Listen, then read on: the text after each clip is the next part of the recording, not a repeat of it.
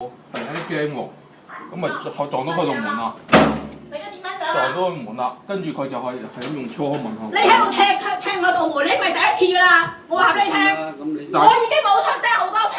我已經出咗聲好多次。你出咩聲好多次啊？但係咧，你講咩啊？管理處咧有冇處理呢件事喎？佢噴到我喎。交喺房屋署嗰度講咗啦，噴到你邊度？使唔使？你噴到你邊度啊？而家？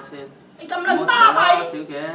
冇你尾啊！但係呢個時間投訴好多次，但係佢話處理咗，完全冇處理咯。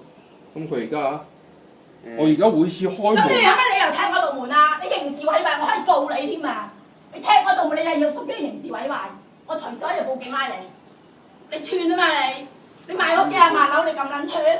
哇！我完全冇話係咁講過。你小姐你收拾落，唔使咁。你恰我住下而家。唔使咁勞氣嘅。你恰咗我住下先。哇！咁其實房屋署有冇同你講過呢兩支嘢唔好向住出邊咧？有冇你講？佢冇同我講過。有冇同你講過？佢打咩電話同我講過啊？唔係房屋署有冇呢？冇同我講過。哦，得，我會同房屋署講喎，因為你兩支嘢噴到人哋出入咧。我噴到你邊度啊？可以噴到。我噴到你邊度？咁你嘅唔覺佢噴到邊度？唔係咁你講啊！我噴到你邊度先？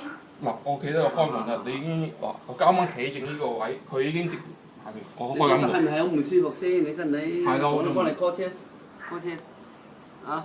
使唔使叫你 call 十字車？醫院睇睇。而家就睇下你點處理呢件事啦。咁佢呢支嘢之前已經有一年幾兩年，但係交咗俾房署。啊，房署嘅，不過我入去傾傾同佢。小姐，你翻去先翻。因為本身你都知佢係租戶啦。其實我哋呢個 case 就掟咗俾房署，房署就應該跟進緊。但係佢咧，佢就話冇嘅。其實就唔係嘅，房署一路跟緊嘅。係啊，咁我哋幫你追佢啦，幫你追房署嗰邊啦，係咪先？咁而家你認為係？